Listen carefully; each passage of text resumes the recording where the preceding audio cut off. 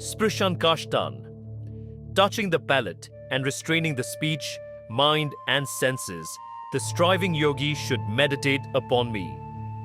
So says Lord Krishna in the Bhagavad Gita, chapter 5, verse 27. Restraining the senses.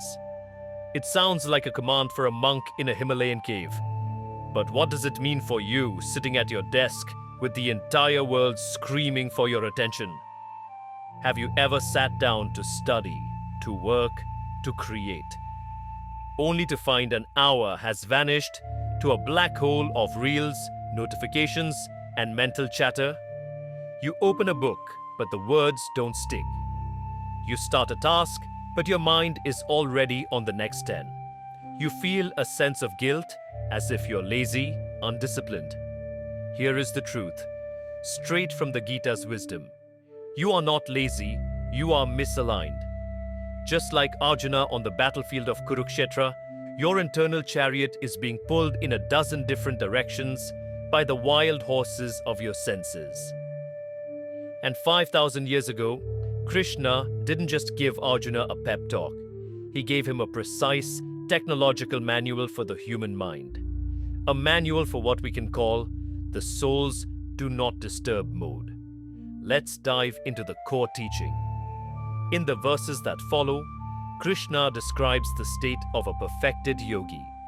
He says, shutting out all external sense objects, steadying the gaze between the eyebrows, regulating the breath, one achieves tranquility.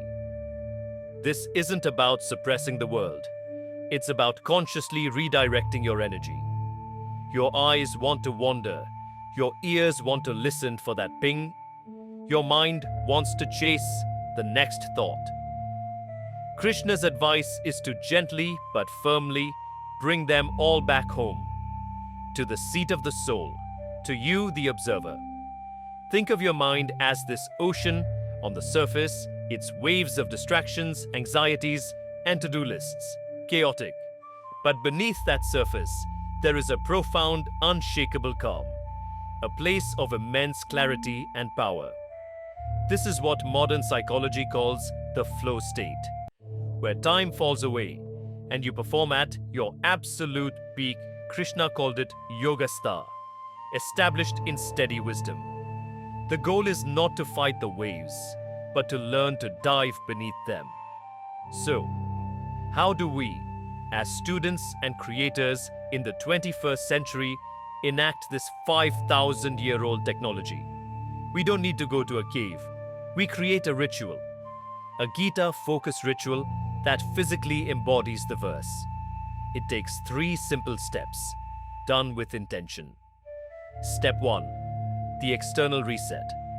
This is the physical act of shutting out external sense objects. First, clean your desk.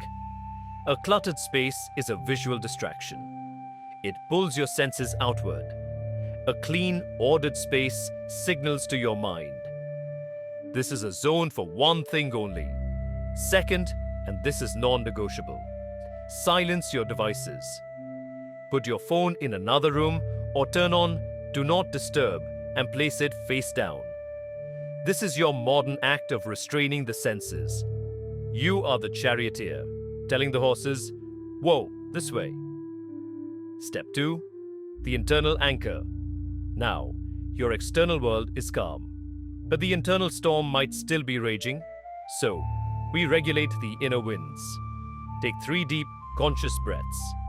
Inhale slowly through your nose, feeling your lungs expand. Exhale slowly through your mouth, releasing all the mental noise. This act of regulating the breath is what Krishna directly prescribes. It synchronizes your body and mind and pulls your awareness away from the chaos and into the present moment. It's your anchor. Step 3. The Dharma Declaration. Before you start, state your single intention out loud. Just one sentence. For the next 45 minutes, my dharma, my sacred duty, is to write this essay, or to solve these 10 problems, or to read this chapter. This is your yogastha kuru kamani. Perform your duty established in focus. By declaring it, you align your intellect and your action. You give your mind a clear, single-pointed mission. Combine these 3 steps. Do this every time you sit down for deep work. The external reset, the internal anchor, and the Dharma declaration. This ritual is your bubble of deep work.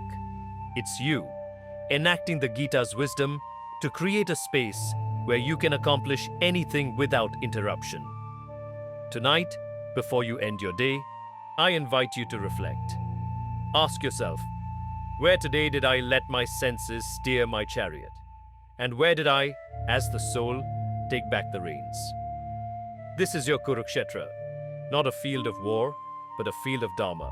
Your desk, your studio, your study room, and you are Arjuna.